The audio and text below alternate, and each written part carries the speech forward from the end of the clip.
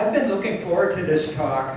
Bob and I spent some time together in the regional history room, and as he's gone through his research, he's always got some tidbit that is of interest, and so very much looking forward to hearing what he's uncovered about Edith Roosevelt's 1894 visit to Bennington and to the Walloomsac Inn.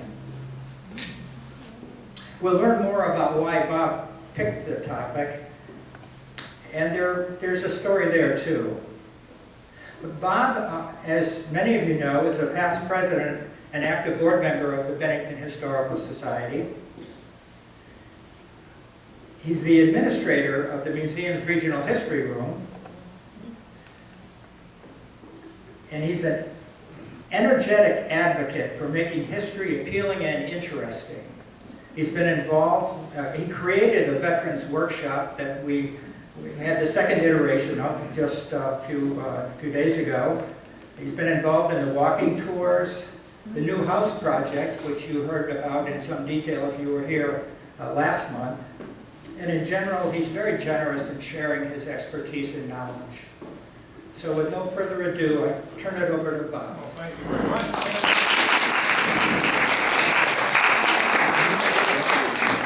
Thank you very much. Well, today we're going to learn about Edith Roosevelt and maybe some other things along the way. Beth and I were married in 1973. This is not me. What's up? We were married in 1973, and we wanted to spend our honeymoon traveling around New England. In this day, we didn't have Google or any of those devices. We had a tour book, Country Inns and Back Roads of New England. And it led us to the Walloomsac Inn in Bennington. And the guidebook told us that the inn was built in 1771 and had a legendary history. It was a home of many events and many famous people. And it also mentioned that Edith Roosevelt, the wife of Theodore Roosevelt, came to Bennington and stayed at the inn to take in the clean air of Vermont. So we had to stay there. Now, I'm a Theodore Roosevelt groupie. I've followed Theodore Roosevelt since, well, this is 1957, when I bought this classic comic book. It's a classic illustrated comic book. It was a biography of Theodore Roosevelt. This is pretty accurate, too. So ever since 1957, I've been following Theodore Roosevelt throughout my studies, my undergraduate and graduate work. Somehow or other, Teddy Roosevelt was always involved. So that's me. I have a little statue of him in my office, and I worship it daily. But this research has been going on for probably about 2 years, we were saying here earlier, when we got the register of the inn in the museum here. Now, I went down a lot of rabbit holes in this research, and this doesn't give you the highlights. If I get too carried away, just kind of wave your hand and I'll come back to life. But a lot of the stuff is going to be based on assumptions, and because things are kind of vague, as always. Many of the documents of Edith Roosevelt, Theodore Roosevelt, Bami Roosevelt, all the other Roosevelts they didn't survive. They destroyed them on purpose to protect their privacy, probably. So, but the basis of the work was the hotel register. And this definitely shows that the Roosevelts came to the Walloomsac Inn. This was the start, and I use this for a lot of different research. I wrote to the Houghton Library at Harvard, and they gave me a scan of her diary for this period. So this is great. It's a bit brief, it's sketchy. It shows the weather that day, the date, and just a brief commentary you can see as to what she did. So this was really a super find, and Houghton was so generous in sending me a copy free of charge, and that became the basis for this research. I also wrote to University and the library and asked for the account book for that period. I thought this would be great. This will show me all the bills she paid, all the fees and railway tickets. But no, it ended up just to be a listing of things that she paid for to manage the estate. It shows that Edith Roosevelt was really in control of that estate. She managed every nickel, every dime, everything she controlled. And Theodore, a typical Victorian gentleman, sat back and let her run the show. And if he got involved with anything, she'd just push him aside and say, "We'll take care of it, Teddy." But this didn't help me too much. It didn't have too much information. So what I had to rely upon is some family correspondence, letters from Theodore to Bami, his sister, letters to Henry Cabot Lodge, who's just one of his friends. And I got a lot of information from that. Plus, I looked at secondary works on Theodore Roosevelt and Edith and the family to get some background. But in many cases, there's no hard evidence, and we can assume things and make some deductions.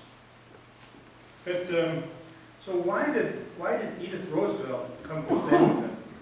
In 1894, Bennington really, the seat of power was shifting away from Old Bennington or Bennington Center to the industrial part of town, a center on the Walloomsac River. This is where the new industrialists came. They built mills and they had their businesses downtown. They built large homes like on Pleasant Street, and Main Gauge and Pleasant. And that became the social and political center. Meanwhile, Bennington Center became the home of the old established society, of families with lineage going back to the founding days of the town, Revolutionary War. Well, the downtown area took on the Walloomsac Inn was staffed by 9 employees, smoke, noise, and his staff. Walter's sister, house on Main Avenue, became the residential center, the residential center for the old wealth, the home of wealthy widows, gentlemen farmers, and there were some modern industrialists from out of town who resided in there. A lot of people from Troy seemed to be relocated to Bennington Center. There's also New York City people and other locations. They chose to live in this historic area, far from the hubbub of industry of downtown Bennington and other metropolitan areas. And the scene was set for people to buy these places or rent them on a seasonal basis. The Bennington Banner in 1894 published this statement. It would seem that as if Vermont was largely being utilized as a suburban resort this year, it is estimated that at least a third more summer boarders are making temporary homes in the state, more than ever before. And every town is feeling this new life. Every usual resort is full to overflowing, and many of the way hamlets and farmhouses are being patronized, which hitherto have been unmolested. So it's much like today with the Airbnbs. They're filling up all these places with tourists and short-term leases. But the social scene in Old Bennington was set by the Robinsons, the Deweys, and the Sanford families, and also the McCullough and Jennings families in North Bennington controlled the social scene. Bennington Center, like I say, attracted professionals from Troy, which is about 30 miles away. I located 5 lawyers on Monument Avenue who had practices in Troy. And there were several Troy industrialists. There was Samuel B. Sanford. There's the Sanfords. They lived on Monument Avenue. He was the president of the United Shirt and Collar Company, one of the largest manufacturers of shirts and shirt collars in the world. And he lived at the corner of Monument and Bank Street. It's changed a little bit, but that's the same house in Monument and Bank. Further up on Monument, I'll go back one here. Further up on Monument, 130 Monument, was a John Wool Griswold. He operated a large company that manufactured iron, steel, and galvanized wire in Troy. Next to him was Richard Green, who had a hardware store. So there were several other professionals from Troy lived on Monument Avenue. The opening of the social scene in Bennington Center was marked by cannon firing by Mary Sanford, to announce that she had arrived and the social scene had started. And the Griswolds and Robinson would arrive in May from their homes in New York City. In June, they're followed by Booth, Putnam, and Fassett families. In Bennington Center, the season was a quiet town. I went through the Bennington banner for that whole year, and all I can remember, they had lawn parties, parties at home, church socials. So it was a quiet little community. The cannon was again fired at the close of the season, and the summer residents would begin to head to winter homes. In early October, the Fassett and Wellington families left for their homes. The McCulloughs and Jennings packed up and entered a private car, heading for their home on Park Avenue in Manhattan. The season would be over.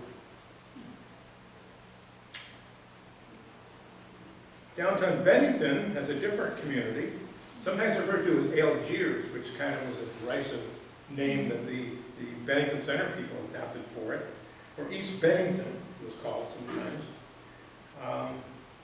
Was a leading industrial hub in New England. Had dozens of mills and factories along the banks of the Walloomsac. Also a major rail hub for the Fitchburg, Rutland, and other railroads. And these developments drew power away from Bennington Center. Bennington was a growing, vibrant town in 1894.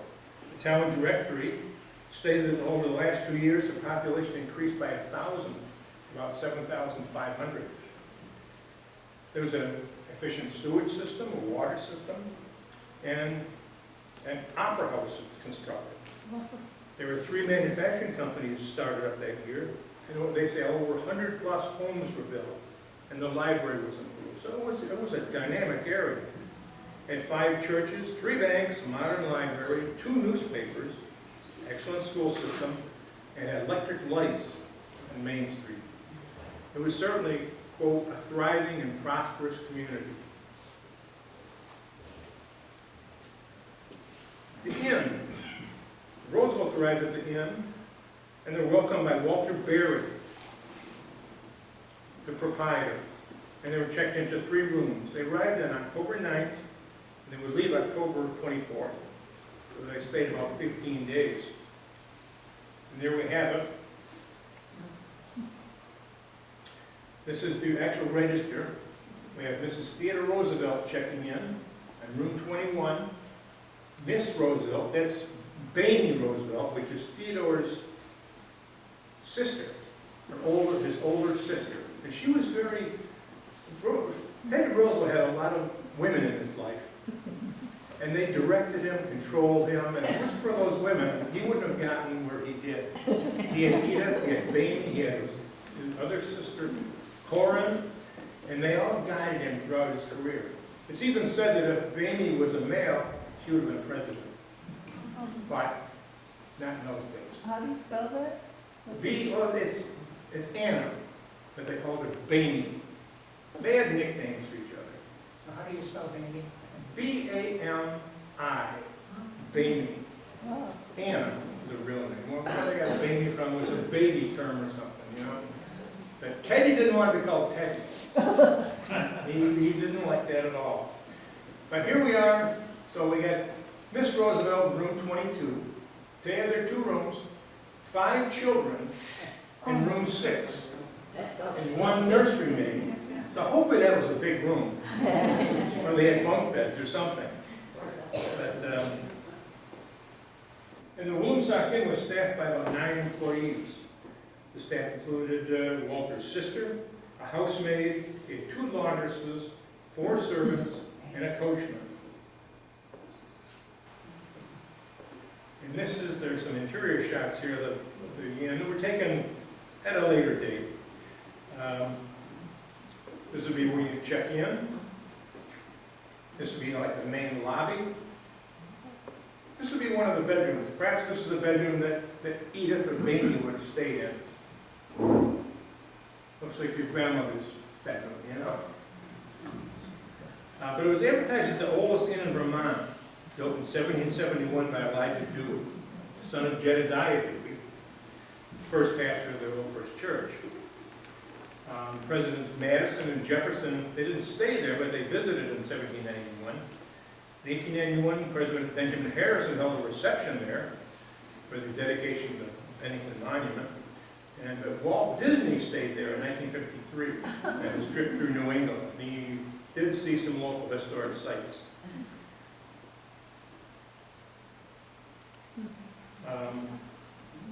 Before you go back, we'll leave you here.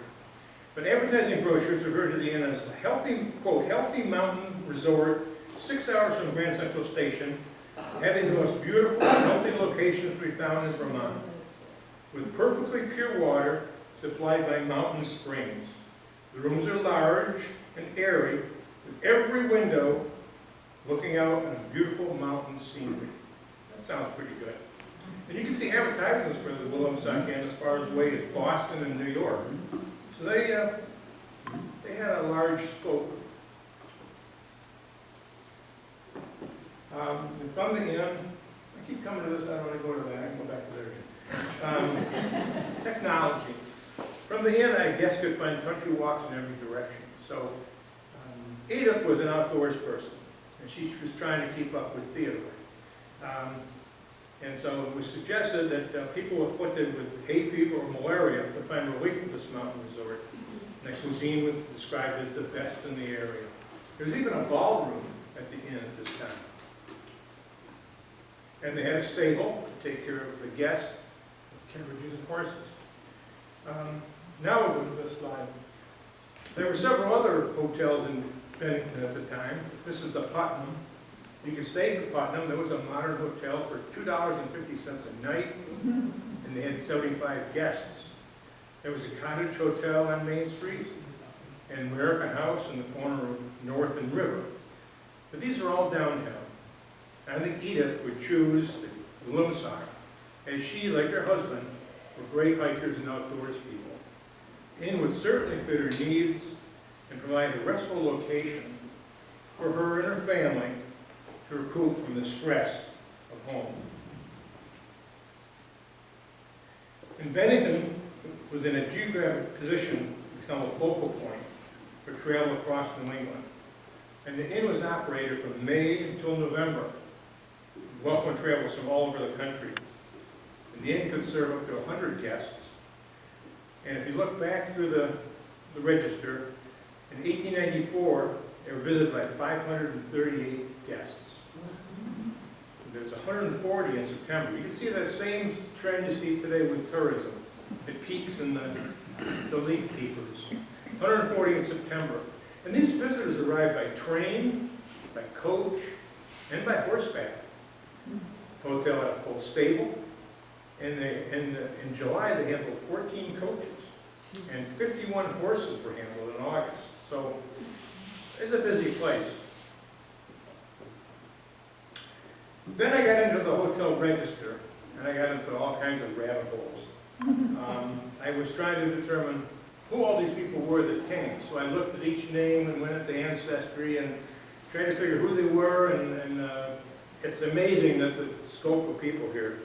It's an interesting and varied collection of guests, coming mainly from the northeastern New York, from Connecticut and Massachusetts. Others came from as far away as Florida, Cincinnati, Chicago, Detroit, Tennessee, and Los Angeles. So it was a wide spread. Some prominent guests in October, when Edith was there, we had Henry Hyde, who is president of Equitable Life Insurance Company, one of the largest insurance companies in the world, probably. The rector of St. Francis stayed at the Walloomsac. There was a Brigadier General Garrett Lydacker, who was a professor of engineering at West Point. And I found, this is a mystery, I found 4 men from the U.S. Navy who came through. And I checked them out, and they were big shots. They were later to become important people in the Navy. Why would what they saw in Bennington, water here. And one of the most interesting, another interesting guest was a marquisa, wife of a Spanish nobleman. And her husband owned large sugar mills in Cuba. And so he was wrapped up in this Cuban revolution. He lost his plantations. And so she checked in with her maid, 3 children, and a coachman. And they stayed at the inn about the same time. So In short, the Walloomsac Inn attracted a segment of these wealthy and distinguished people from the society of the Gilded Age. Guests came from all over the country by train, horse, carriage to stay in this, quote, renowned and healthful mountain resort, one of the most beautiful and healthy locations to be found in Vermont. And there she is. Now, Edith, a well-known socialite of both Washington and New York, would feel very comfortable staying at the inn, socializing with the local gentry. But who is Edith Roosevelt? She was Edith Carroll Roosevelt. She's the second wife of Theodore, married in 1886. She was the childhood sweetheart of Theodore Roosevelt. And they had some kind of a breakup, which is very mysterious because, again, a lot of the correspondence was destroyed, rightfully so maybe. And he married Alice Lee instead. And he gave birth, and she died in childbirth when she gave birth to Alice, who became Theodore Roosevelt's daughter. And unfortunately, his mother lived in the same home, and she died at the very same time. So he lost his mother and his wife, and had a daughter on Valentine's Day of 1884. So that's the first wife. But then he went back to his childhood sweetheart and married Edith. Now, in 1894, he was on the Civil Service Commission in Washington, D.C. And the family lived between Washington and Sagamore, their house up in Oyster Bay, Long Island, New York. Later he's going to become a cowboy, Secretary of the Navy, Rough Rider, Governor of New York, Vice President, and then upon assassination of McKinley, President of the United States. The summer of 1894 was a stressful time for the Roosevelt family. Archie was born in April, and there was 5 children in the household. And here we are. This is the group that probably would have come to Bennington. We have. I can make this work. Yeah. There's Teddy. We don't care about him so much. Here's Archie, who is 6 months old. Theodore Jr., who was 7. He was a real handful. And then Alice, who was 10. That's Edith's stepdaughter. And then we have Kermit, who's 5. And Ethel, who's 3. And Edith is over here. This was the crowd who would come to Bennington. How do you handle 5 kids like that? But the family had some health problems. Edith herself suffered from neuralgia, which is a pain disorder, nerve disorder. And Kermit had water on the knee. He had to wear braces. And Alice also had some kind of leg and foot problem, and she also had some kind of apparatus on her leg. So there was 2 kids who were kind of disabled for the moment, and she wasn't fitting too well, and off they go. And she's also struggling with, postpartum issues of the April birth, and that sets the scene. In July of 1894, Theodore Roosevelt was approached by party bosses. He was a big shot in the party, in the Republican Party. They gave him an opportunity to run for mayor of New York City. And he felt this is a great opportunity. This would increase my career, put me on the path to who knows what. And he'd like to get away from the Civil Service Commission. He had enough of that. So he thought this would be an opportunity for great future potential. But Edith, the boss of the household, disagreed. She's the manager of the family finances, the budget. She ran the household. She thought if he ran, it would be a total disaster, especially if he lost. They couldn't afford the campaign. And also, at this point, there was an economic depression in the country. Their stocks were not, the Roosevelt family's finances were not performing well, the stocks were down. They were afraid of even losing Sagamore. They had to sell some land to survive. So, no, it's not the right time. And Theodore's brother Elliot had just passed away after a bout with alcoholism and all kinds of other issues. So that didn't help any with Theodore. Archibald, again, was 4 months old. And besides Edith liked New York City, or excuse me, Edith liked Washington, D.C. She did not like it. Didn't want to move to relocate to New York City. She had friends. They just had dinner in July with the President of the United States. Grover Cleveland was actually a Democrat, but he let him in. So she had all kinds of artistic friends and political friends, and she didn't want to leave Washington. So I'm sure that Edith and Theodore had some serious dinner time discussions and pillow talk on this issue. She did not want him to run, and Teddy finally decided to do the right thing and turn the opportunity down. And when the election results came in, he could have won. It would have been a landslide victory for him. He would have had the position of mayor of New York, and that would have, he felt, that would have put him on the path to future success. So this created a great strain in the relationship. And after the election, Roosevelt wrote to his friend, Henry Cabot Lodge, who was congressman at the time, quote, "The last 4 weeks, ever since I decided not to run, have been pretty bitter ones for me. I would literally have given my right arm to have made the race, win or lose. It was the one golden chance which never returns, and I had no illusions about ever having another opportunity." So he, after the election, he went out to North Dakota to his cattle ranch. And soon the thrill of the Western Plains refreshed his spirits, and he wrote to Lodge, saying, quote, "Except for being a little blue, I passed a delightful fortnight and feel as rugged as a bull moose." But Edith remained at Sagamore, and the stress caused by all this aggravated her neuralgia, and she was sent to bed. She was bedridden. And when she got out of her bed, she could barely sit in her garden arbor. And when she saw the damage she had done, she felt full of guilt. And she confessed to Bami, TR's older sister, quote, "He never should have married me, and then we would have been free to make his own choice. I never realized for a minute how he felt over this, or that the mayoralty felt so much to him. I'm thankful he's away now, for I'm utterly unnerved and prey to the deepest despair.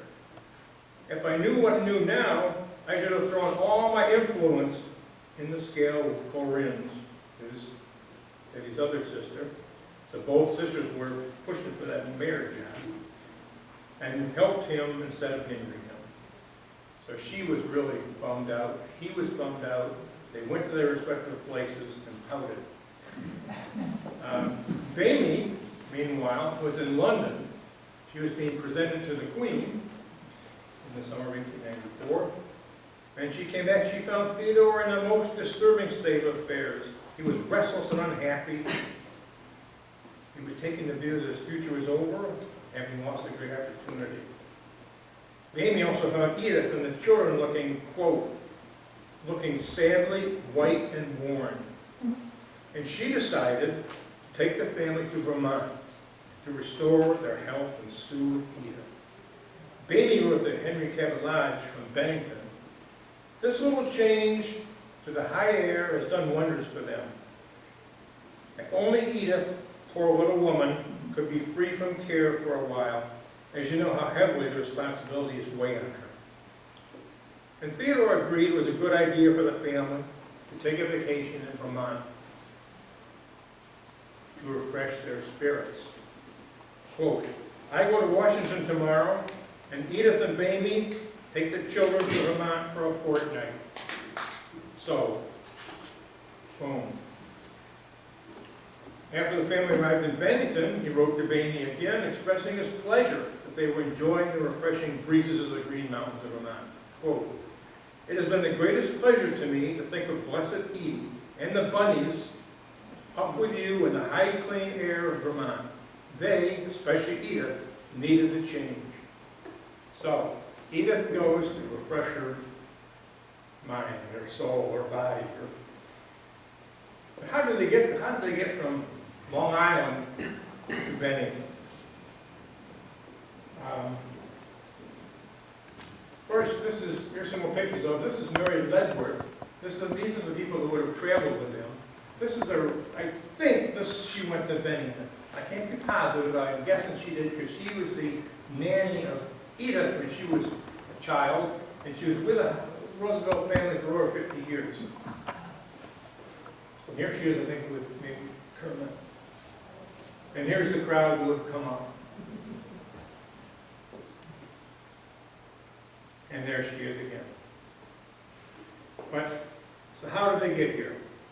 Again, you look at the diary, and they state they got to the Walloomsac house in the afternoon. Left Oyster Bay on the 7 o'clock train with Archibald, Molly, and Margaret. Met Bami and children in New York. Got to the Walloomsac house, Bennington, in the PM. Well, she woke early on October 9th and got Ethel Archie and boarded the 5:24 train on the Long Island Railroad to Pennsylvania Station. The 5:24 in the morning train. They arrived in New York and joined Bami and Allison, Kermit and Ted, the other kids. I think those kids were staying with Bami. That's my assumption. They got together, and there was a nanny who accompanied them. And again, I believe it was Mary Leavenworth.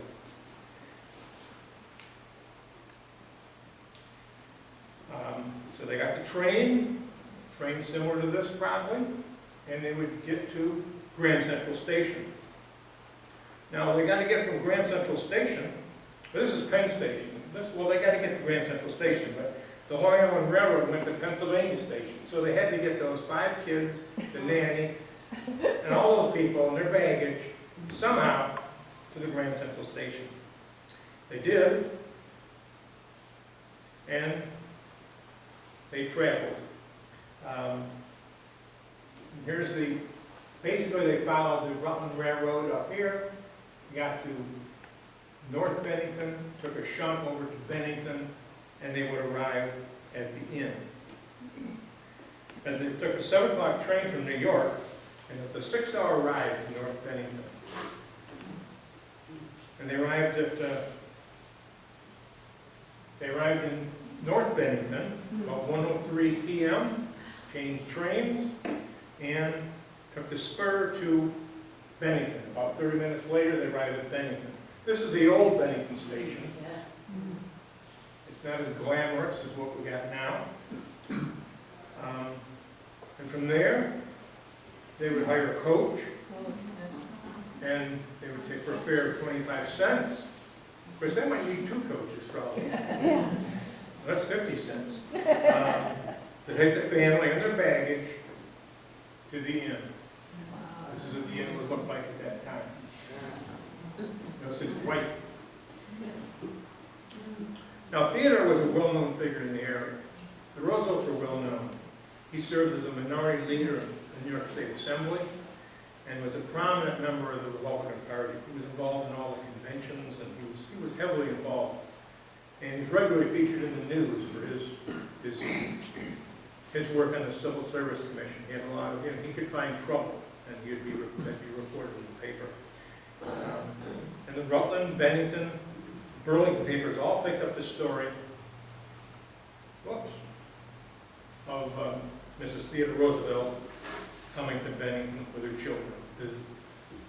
Mrs. Theodore Roosevelt of New York with her children is at the Center Village for a few days. The Rutland Herald. Bennington Banner.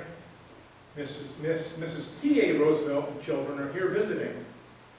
A short notice that the word is out. So Edith would quickly have been accepted into the Bennington Center social scene. And she quickly became connected with Sarah Griswold, wife of John Will Griswold, who I mentioned owned big businesses, a factory in Troy. I think this picture looks like it's taken in Troy. They lived at 130 Monument Avenue. That building is still there today. And they lived there with they had 2 daughters, and they had a staff of 5 servants in that house, including a cook, a laundress, a seamstress, a waitress, and a coachman. I don't know where they all live. Well, I've been in that house, and there's a lot of a lot of rooms upstairs. John Griswold owned the steel mill in Troy, and he was involved in politics. His father was a congressman, mayor of Troy. So the Roosevelts certainly had a political and social connection to the Griswolds. On October 17th, the weather was fair, and Edith and Sarah Griswold took a carriage ride. Now this isn't them, but it's a similar, maybe a similar carriage, maybe not, but I thought I'd show you that picture. They took a carriage ride to Hoosick Falls, which is about 10 miles away. They have lunch with a Harriet Warren, who was wife of John Hobart Warren, and he manufactured stoves in Troy. He was very politically connected. His brother was served as a U.S. congressman. And the Warrens lived in a, there's the diary entry where they went lunch with Mrs. Warren at Hoosick, H-O-S-A-C, Hoosick Falls. And there is the house, the Warrens' house. It's now gone. 36-room mansion in Hoosick. They had 5 servants. The building is gone. I believe it burned in the 1950s. Their winter home is at 101 Park Avenue. She had a personal wealth of over $500,000, which if you put it in today's terms, it'd be a couple million. And Harriet was an avid collector of art, and the home was decorated with many expensive paintings. So the Roosevelts would have social and political connections to the Warren family. And there's Harriet Warren, and it's not Edith, I'm sorry, but that's the Warrens having a little chit-chat in the backyard. Could have been Edith. The weather continued fair, and the next day Edith took a walk with Mrs. Griswold.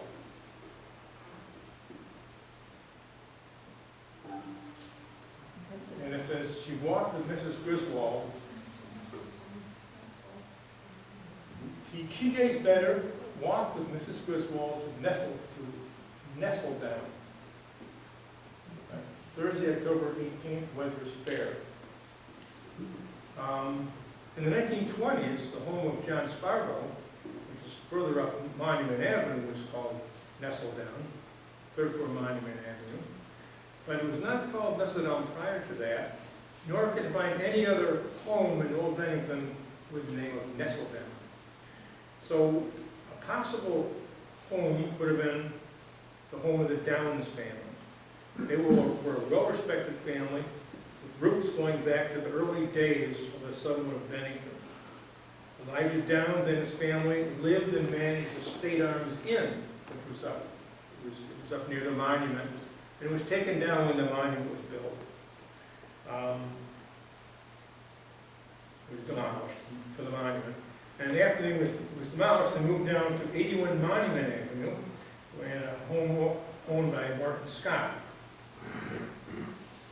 You're all familiar with that house.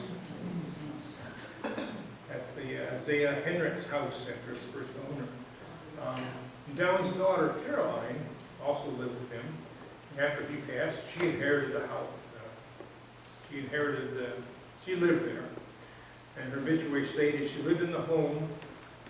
I found an article in the paper stating that in her obituary she lived in the home occupied by Alice Robinson. I found this obituary and it said that she lived in a home occupied by Alice Robinson. I found another article saying that Alice and Robinson lived in the white brick house known as Settle Down. So could Edith have confused Settle Down or Nestle Down with Settle Down and visit the home of one of the best known and esteemed women in Bennington? I would conclude that Edith and Sarah Griswold had tea with Caroline Downs at Settle Down at 81 Monument Avenue. And over the next few days, the weather continued fair. Edith took several long walks. Her diary states she took a long walk to the village, and on other days, perhaps she took a walk to the Bennington Monument, down to the old Red Bridge, across the river, or she could have walked out of Fairview, she could have walked to North Bennington, any number of places she could have gone to. She had many options. And the children could have amused themselves by going across the street to the Chandler store, which was a store across from the right next to the old First Church, which is now moved down the street. But the weather continued pleasant over the next couple of days. And Mrs. Griswold drove Edith to Mount Anthony to check out the sights. Now, there was no observatory there at the time. There was nothing there really, but they could have went down the road, and there was probably fewer trees or lower trees, and they could have had a good view. So they went to Mount Anthony to check the view. The next day the weather was stormy, but still, Edith took a walk and had tea again at Mrs. Griswold's home. So they became buddies, the two of them. The following day was cloudy, and Edith took another walk. In the afternoon, she was Mrs. Griswold, and so she had several teas with Griswold.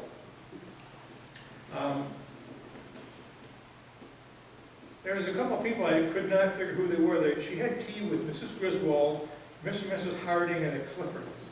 I tried to understand who they were, and I gave up. I looked everywhere.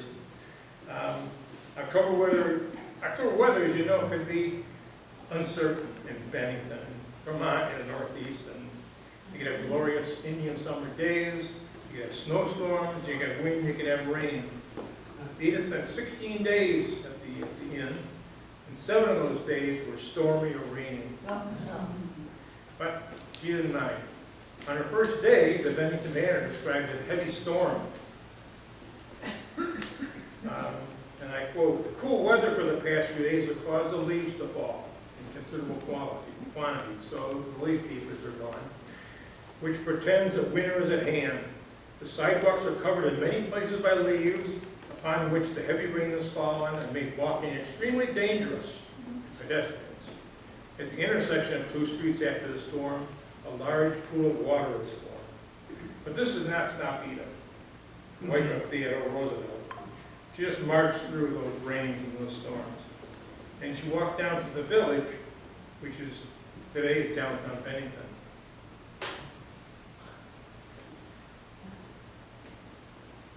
On October 15th, she dragged Kermit. To the village. And how did she get there?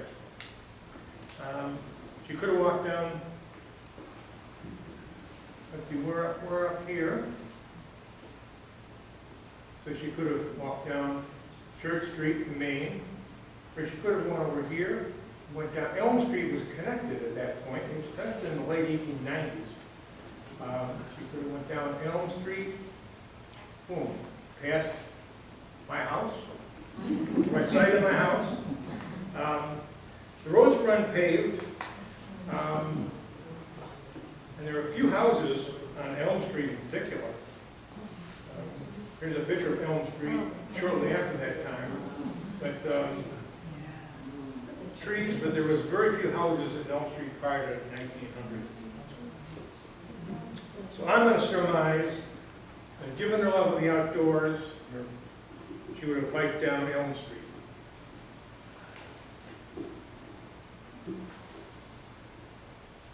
Main Street would look quite different in 1894. Most of the current buildings on Main Street date after 1900, thanks to fires and other disasters. There were several shops in Bennington where the family could have visited. Probably one of the most interesting ones is the Drysdale store. Drysdale's department store on North and River. It's right across from the Goodwill now, in that part of the world. It's now a cafe or W Collective. And it offered dry goods, carpets, wallpaper, groceries, and novelties, and had $30,000 in the best and latest items, which are, quote, conveniently and artistically displayed.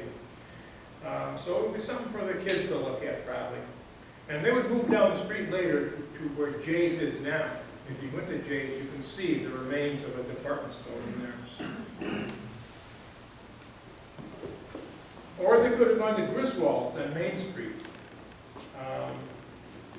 This is not, no connection with the Sarah Griswold. This is couldn't find any relationship. This is a different Griswold, which is, I thought it was an unusual name, but I couldn't find any connection. This would have been a great store for the kids. with a rough and tumble family lifestyle, especially for Theodore Jr. The Bennington souvenir described Griswold's store as, quote, the most interesting in our community, with departments such as sporting goods, books, music, and art, containing, quote, bric-a-brac and frame-mounted pictures. In addition, they had sidelines offering guns, even dynamite, toys, taxidermy, and confection. So I think Theodore Jr. especially would have liked to go on there and spend some of his pennies on these treasures. E.B. Griswold, dealer in firearms, fishing tackle, baseball, tennis, masquerade, musical, and sporting goods. 409 Main.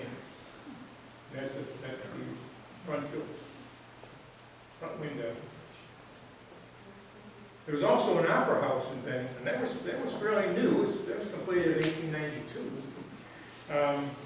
They could seat over 1,000 people in the balcony, in the floor, balcony, gallery, and box seats. And at the time, there was advertisement stating they offered a, quote, George Thatcher's Minstrels and Farce Comedy Company.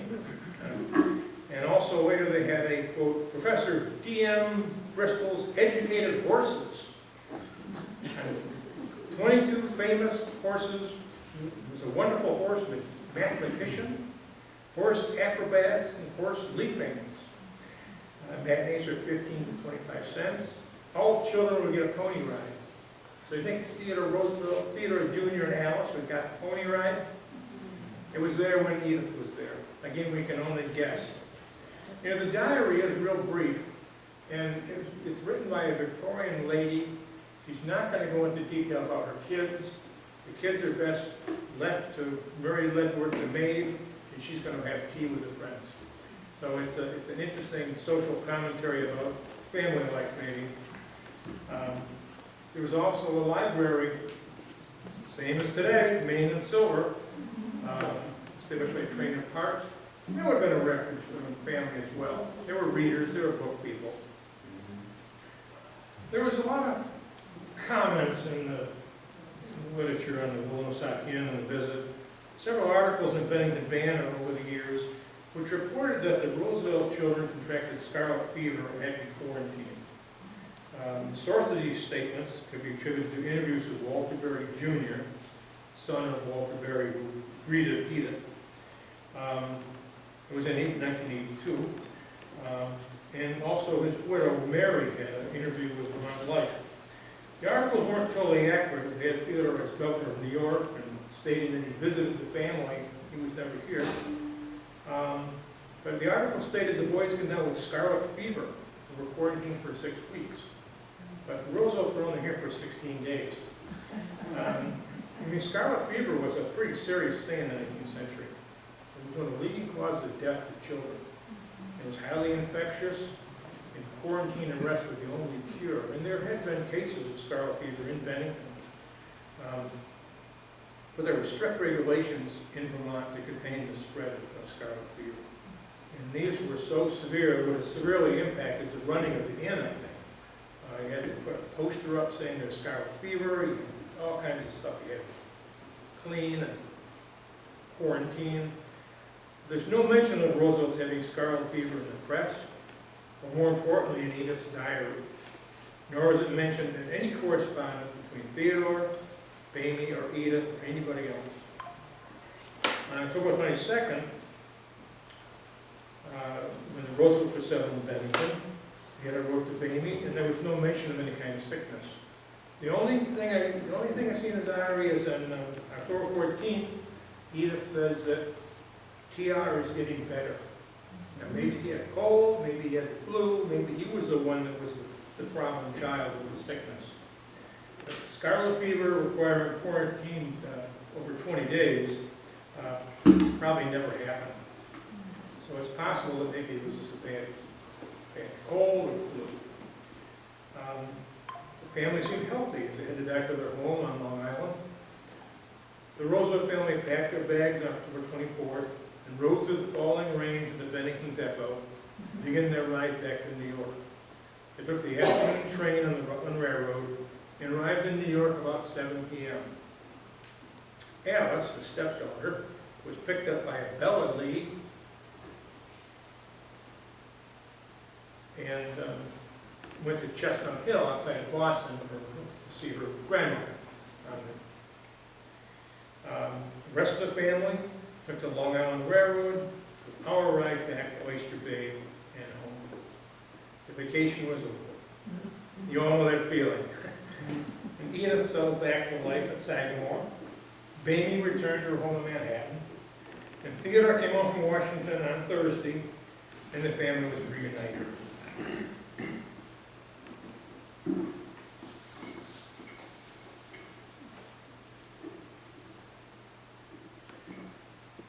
There's other connections of the Roosevelts to Vermont as well. Theodore did spend some time in Vermont. He got his feet wet and didn't stay long. At the time of the McKinley assassination in Buffalo, Roosevelt was at the Isle of Vermont. He was speaking at a fish and game club. It was there that the vice president was told of the shooting, September 6th. And he left he had to take a rowboat, a yacht, and then a train to get to Buffalo. He got to Buffalo. McKinley appeared to be better, so he hopped on a train, came back, met his family in the Adirondack Mountains, and ended up climbing Mount Marcy, the highest peak in New York. This is something to do. I've been there. But then he would return to Buffalo once more when McKinley died. So it's interesting, there's this thing about New York claims that he took the midnight ride to Buffalo to get McKinley. Vermont claims, well, we took the ride to Buffalo to get McKinley. So they both did it. And when he ran for president in 1912, when the Walloomsac party, he toured the state. There was a Roosevelt Day in Bennington in 1912. And there was crowds and crowds of people that came to hear him speak, and there's the crowd in Morgan Park. In Morgan Park, that's up where the rec center is now.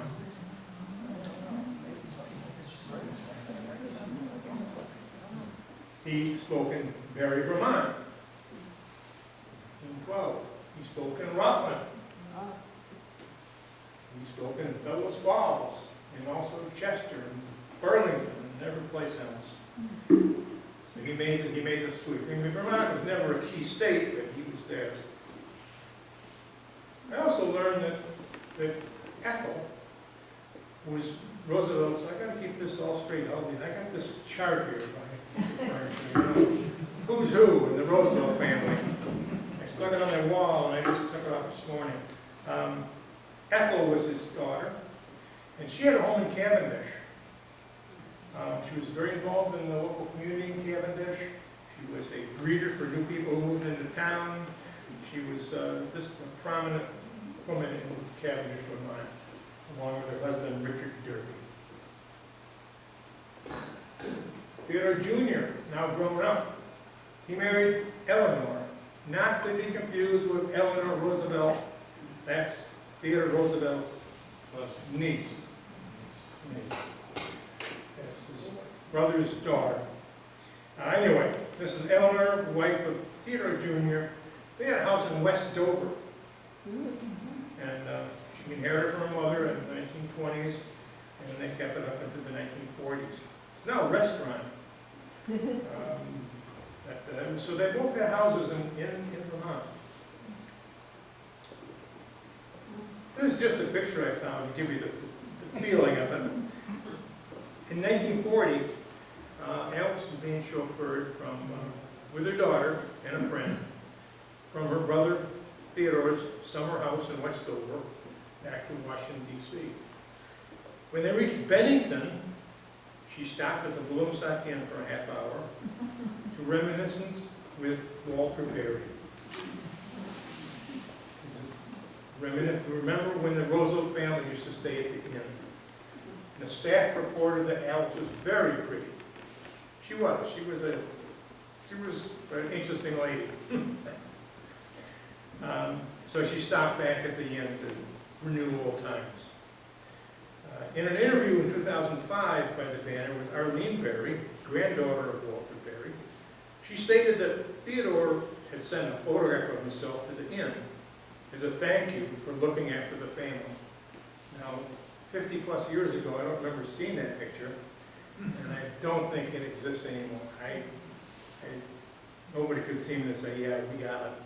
So, but he did send a note and a picture to thank him for taking care of the family when they were up there.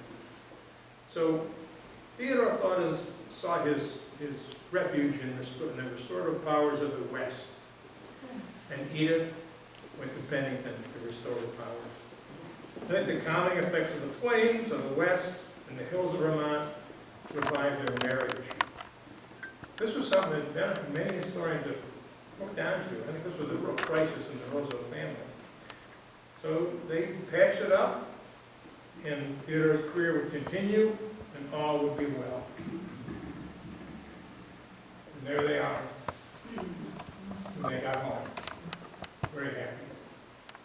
So thanks to all these people. And thank you. And any questions, we can take them. That's Edith Roosevelt.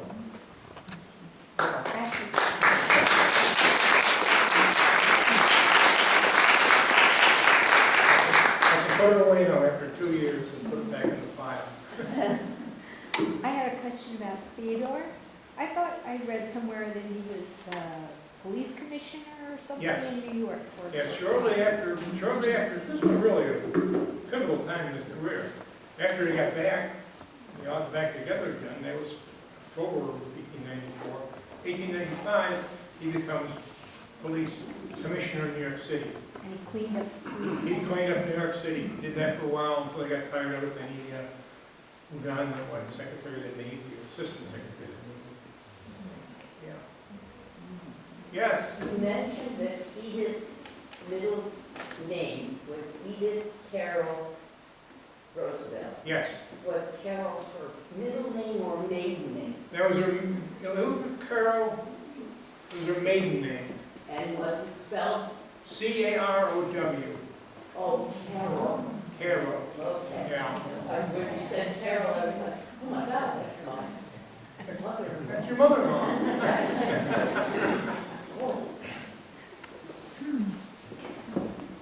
Yeah. Didn't one of Theodore Roosevelt's sons die in World War I? Yes. Quentin. He was a pilot. He died in World War I. Theodore Jr. was wounded. Another guy was all, there were 3 of them were wounded. He bred his kids to be warriors. And Theodore Roosevelt, of course, was landed D-Day and died at D-Day, get Medal of Honor.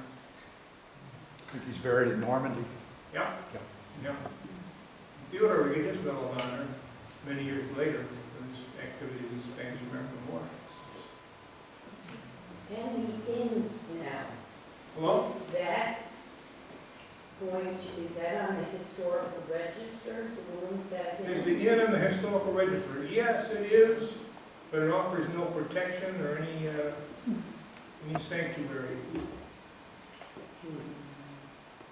Why not? Why not?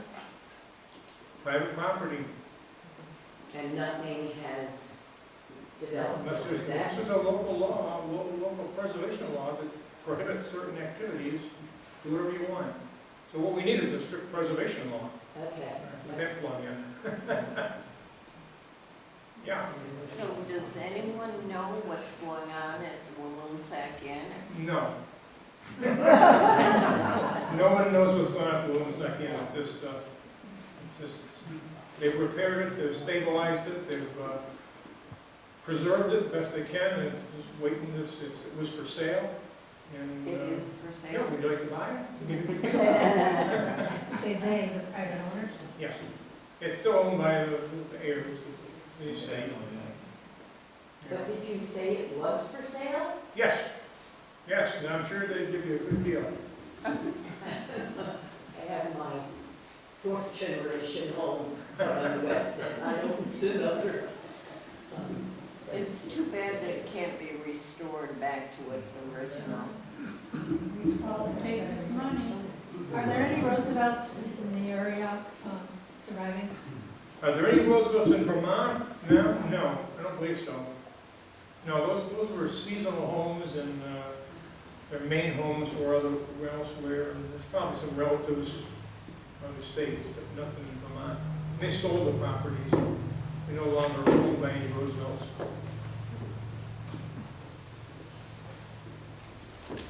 Okay. Thank you very Please much. join me in thanking